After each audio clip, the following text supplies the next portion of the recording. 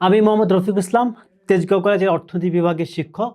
পাশ করি এনটিবিটিকে। আজকে এখন থাকছে অর্থনীতি প্রথম পত্র।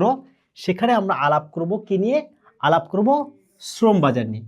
তো এই শ্রম বাজারে বিষয়টা নিয়ে বিশ্ববিদ্যালয়ে ভর্তি পরীক্ষার জন্য যে বিষয়গুলো আসতে পারে সেগুলো শেখার জন্য আমরা প্রথমেই একটু দেখছি আমাদের আলোচ্য সূচিতে কি আছে। প্রথমে আসছে আমাদের শ্রমের ধারণা। শ্রমের টাকা যখন আমি বাজারে নিয়ে যাচ্ছি সেই শ্রম বাজারের কি অবস্থা, সেখানের চাহিদা, যোগান এবং এইটার সাথে সংশ্লিষ্ট মজুরি, শ্রমের দক্ষতা। চলো আমরা প্রথমে শুরু করি শ্রমের ধারণা দিয়ে। এই যে আমি এখন কথা বলছি, কিন্তু কথা বলার আগে এই স্লাইডটি যখন বানিয়েছি তখন কিন্তু আমি কায়িক শ্রম করেছি। মানে একজন মানুষ শারীরিকভাবেও চেষ্টা করতে পারে, মানসিকভাবেও চেষ্টা করতে পারে, আবার শারীরিক মানসিক দুইভাবেই একসাথে কাজ করতে পারে। এইটা হচ্ছে শ্রম। শ্রম ছাড়া কোনো উৎপাদন কোনোভাবেই সম্ভব না, এবং এইটার উৎস হচ্ছে মানুষ নিজে। মানে এটা হচ্ছে একটা লাইভ বিষয়। আপনি যদি এখন কাজ না করে ঘুমিয়ে পড়েন, আপনি কি মনে করেন আপনি শ্রমটা দিতে পারবেন? না। মানে আপনি যদি বিশ্রামও নেন, আপনি এই শ্রমটাকে কোনোভাবে সঞ্চয় করতে পারবেন না।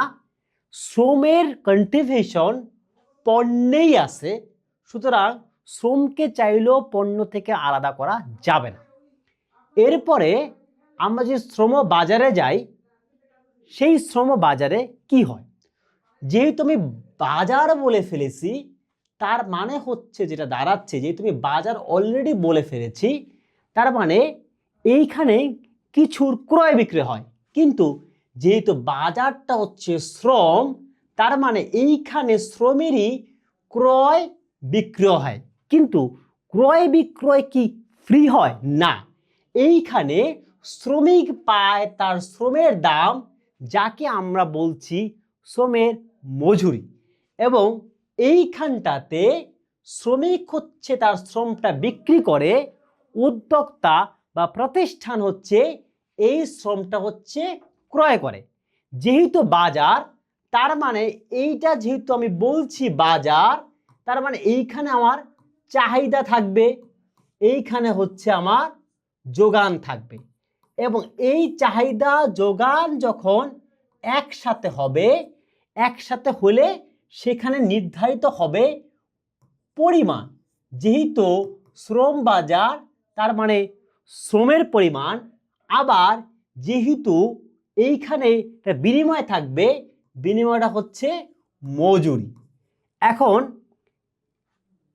বাংলাদেশের মতো দেশে শ্রম বাজারের ক্ষেত্রে এই চাহিদা যোগানের বাইরেও আর্থসামাজিক উন্নয়নের ক্ষেত্রে প্রবাসে যারা থাকে সেই শ্রমটাও কিন্তু গুরুত্বপূর্ণ। তাহলে এমসিকিউ কি দাঁড়াচ্ছে?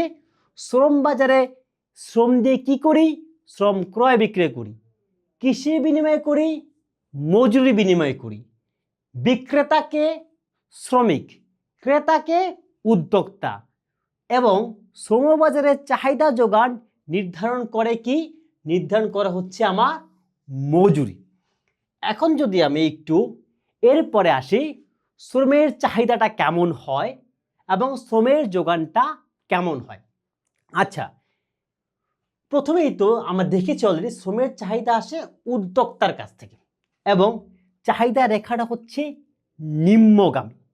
মানে আমার সম্পর্কটা নিম্ন, মানে হচ্ছে এইখানে হচ্ছে নেগেটিভ বা ঋণাত্মক বা নেতিবাচক। তাইলে চাহিদার সম্পর্ক থাকবে কার সাথে? যে গ্যাঞ্জাম বা কেজ যেটা মিলাই দেবে এই সম্পর্কটা, তাহলে কার সাথে? মজুরি। মজুরির সাথে শ্রমের পরিমাণ। তাহলে আমি কি বলছি অলরেডি?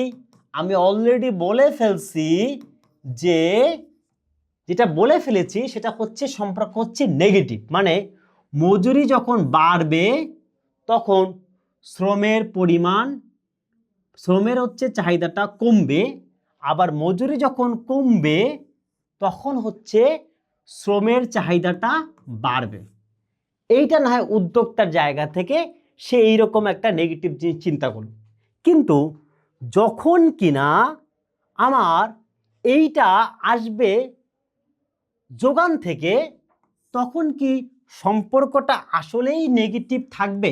নো, তখন সম্পর্কটা যেহেতু বলছি ঊর্ধ্বগামী, তখন সম্পর্কটা কিন্তু আর নেগেটিভ থাকছে না, তখন সম্পর্কটা হয়ে যাচ্ছে ইতিবাচক বা পজিটিভ। মানে এই জায়গাটাতে যত মজুরি বাড়বে শ্রমিক তত কাজ করতে চাইবে।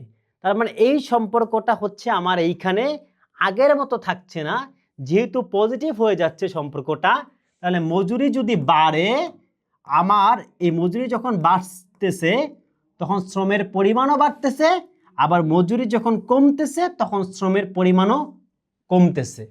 কিন্তু একটা ঝামেলা আছে, এই বাড়া কমা কিন্তু অসীম সময় পর্যন্ত চলতে পারবে না, কারণ একজন শ্রমিক 24 ঘন্টাও কাজ করতে পারে না, কারণ তার শ্রম দেওয়ার একটা লিমিট আছে। তো এই কারণে এই সম্পর্ক অসীম সময় পর্যন্ত যাইতে পারে না।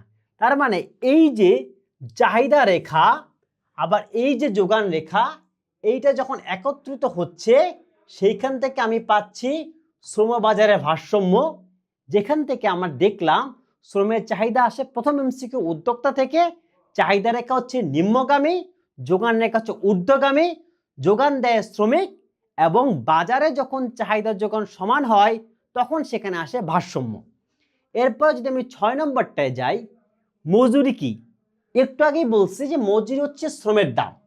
এই মজুরি হইতে পারে আর্থিক মজুরি এবং প্রকৃত মজুরি। তার মানে দ্বিতীয় এমসিকিউ, মজুরি হতে পারে দুই প্রকার, আর্থিক মজুরি এবং প্রকৃত মজুরি। আর্থিক মজুরি হচ্ছে তুমি কি পাইছো, এটা হচ্ছে আর্থিক মজুরি। কিন্তু প্রকৃত মজুরি হচ্ছে তুমি কি পাইছো তা না, মানে তুমি যে টাকা পাইছো এবং তার সাথে অন্যান্য সুবিধা পাইছো, এটা দিয়ে তুমি বাজারে কি করতে পারবা, মানে কি ক্রয় করতে পারবা, মানে এইটা দিয়ে তোমার কি হবে, এইটাকে বলছি আমরা প্রকৃত মজুরি। তাহলে এমসিকিউ গেল কয়টা? কয়েকটা। মজুরি হচ্ছে শ্রমের দাম, মজুরি কয় প্রকার?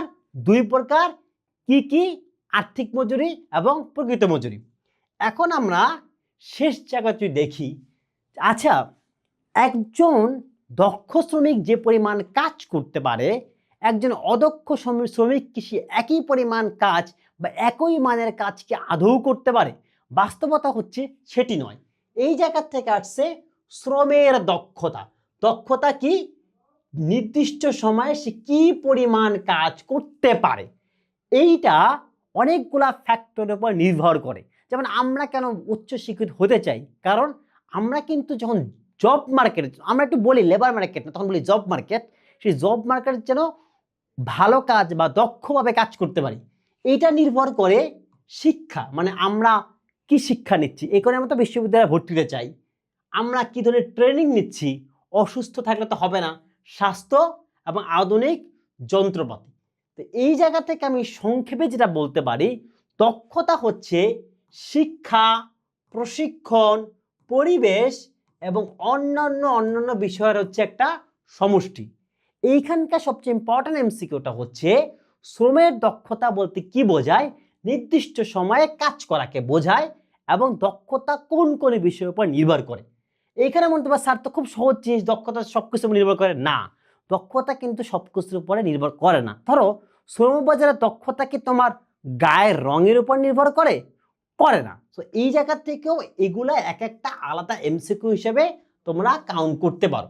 তো মোটামুটি এই চ্যাপ্টার থেকে প্রশ্ন কঠিন হোক বা সহজ হোক, অন্ততপক্ষে বিশ্ববিদ্যালয়ে ভর্তি পরীক্ষা পাশ করার জন্য এতটুকু জানাটাই আমাদের জন্য আপাতত যথেষ্ট। এবার যদি সামারিতে আসি যে আমরা আসলে কোন কোন এমসিকিউ শিখলাম। প্রথমে আমরা দেখলাম শ্রম মানুষের শারীরিক ও মানসিক প্রচেষ্টা, যার বিনিময়ে পারিশ্রমিক বা মজুরি পাওয়া যায়। মজুরি আর পারিশ্রমিকের ভিতরে আসলে কোনো তফাৎ নেই, কিন্তু দুটোই টাকা। এখানে আমি শিখলাম দুইটা এমসিকিউ। 3 নম্বরটা হচ্ছে মজুরি সঞ্চয়যোগ্য নয়। আমি 3 নম্বর এমসিকিউ দেখলাম শ্রমবাজারে, কোন বাজারে? 4 নম্বর এমসিকিউ। কি বিক্রি হয়? 5 নম্বর এমসিকিউ। কে বিক্রি করে? 6 নম্বর এমসিকিউ। এবং হচ্ছে কে ক্রয় করে? 7 নম্বর এমসিকিউ। এরপরে 3rd নম্বরে যেটা দেখলাম দুইটা এমসিকিউ, দুইটা এমসিকিউ কিন্তু পরীক্ষা একটু কঠিন হলেই গুরুত্বপূর্ণ। একটা হচ্ছে নিম্নগামী, এইটা হচ্ছে 8 নম্বর এমসিকিউ, ঊর্ধ্বগামী এটা হচ্ছে 9 নম্বর এমসিকিউ। মানে 3 জায়গাতে আমি 9টা এমসিকিউ শিখে ফেললাম। এরপরে আসে চাহিদা যোগান সমান হলে কি হয়, ভারসাম্য হয়, এইটা হচ্ছে 10 নম্বর এমসিকিউ। এবং এইখানে কয় ধরনের মজুরি, কয়টা মজুরি হচ্ছে 2টা, 11 নম্বর এমসিকিউ। লাস্টে জায়গায় আমি দেখতেছি যে বেসিক্যালি শ্রমের দক্ষতা বলতে আমি কি বুঝি, এইটা হচ্ছে আমার 12 নম্বর এমসিকিউ। মোটা দাগে এই চ্যাপ্টার থেকে টেকনিক্যালি এই ধরনের 12 থেকে 15টা এমসিকিউ আসতে পারে। আমি আশা রাখতে পারি এই 12 থেকে 15টা এমসিকিউ আমাদের জানা থাকলে এই চ্যাপ্টার থেকে অর্থনীতি যদি কোনো প্রশ্ন আসে আমরা সহজেই উত্তর দিতে পারবো। আজকে এ পর্যন্তই। এখন পরবর্তীতে আমরা আসবো নেক্সট অধ্যায় নিয়ে।